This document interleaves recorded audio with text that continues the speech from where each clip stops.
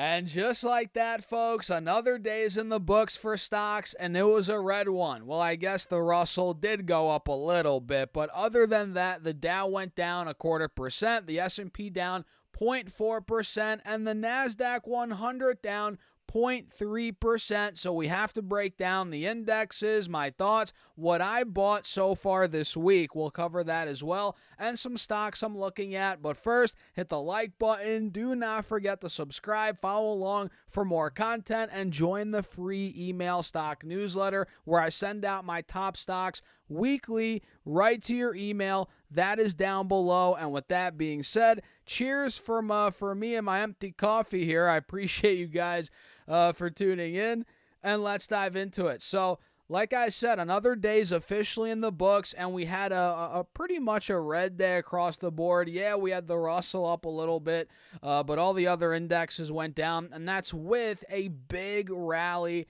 heading into close. I mean, you guys can see it was quite the volatile day today for stocks, right? SPY dumped like crazy at about 2 p.m. East Coast time. We went from 593 all the way down to 589.60, about a 0.6% drop, and then we rallied in power hour. So all that loss essentially got, we got it back, right, as we rallied in power hour, but we still had a red day across the board.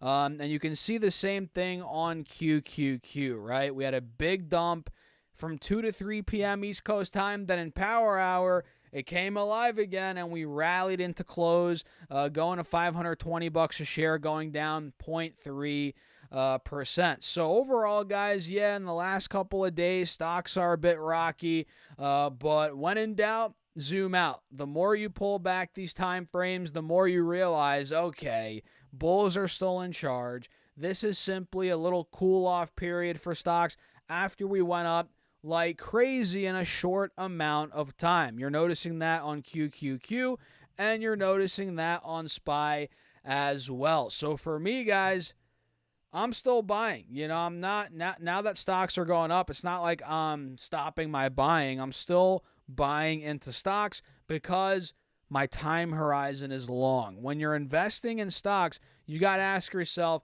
how long is my time horizon? Am I buying these stocks for a year from now, for 3 years from now, for 5 years from now, or am I buying these stocks for 10, 15 plus years?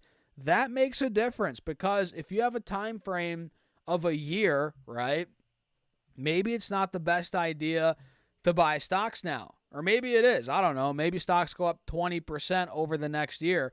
But it all comes down to time horizon. What happens in the next year, it's anybody's best guess. But statistically speaking, what happens over the next 10, 20 years, we all kind of know what's going to happen. Stocks are going to go up, right? So that's the way I'm thinking about it right now. Yes, we're up a lot off the lows from a month ago on SPY, on QQQ, where, by the way, I was buying the dip like crazy about a month ago. I know you guys were as well, but I'm still buying now into the strength because, again, in 10, 15, 20 years, we're going to be a lot higher, right, from where we are now. Unless the world completely collapses, which obviously we don't want that to happen. But I'm still buying stocks, baby, even though we're getting close to all-time highs again, because, again, I'm holding on for the long term, and I don't need the money I'm buying stocks with anytime soon. And again, it all comes down to time horizon. In my opinion, you shouldn't invest in stocks if you need the money in less than, I would say, 5 years, maybe 3 years. Kind of depends on the person, but definitely if you need the money in a year or two, do not buy stocks, at least in my opinion. Do whatever you want. But overall, personally, this week, I bought more VTI, which is the Vanguard Total Stock Market ETF. This has large cap, mid cap, small cap companies in the U.S., and it's got about 3,900 stocks, 4,000 stocks, and I'm buying this every single week. I literally bought more yesterday at $292, and I was buying recently in the 230s, 240s a month ago, So I'm buying on the way down, buying on the way up on these ETFs. And that's not necessarily the same thing I would do with individual stocks, right? If I'm buying an individual stock, I pay more attention to where I'm buying it in terms of the price. But with ETFs, basket of stocks, I dollar cost average, But with, again, individual stocks, it's a bit different. I like buying when there's actual value there, not just at any old price. So with that being said, I bought Google. I bought more Google, GOOG, which I think is still at a very nice price. We're down from 211 to 165. The stock's down about 20% from all-time highs in a bear market. I think this is an accumulation spot, at least in my opinion, for Google stock. And I've owned this for years. It's not like I just bought it now, but I'm adding to my position because my conviction there is still strong with Google stock. So I'm adding on this dip. I think I bought it at like 167, 166 yesterday. And I was buying in the 140s, 50s a couple weeks ago back in April, and I'm still buying in the 160s.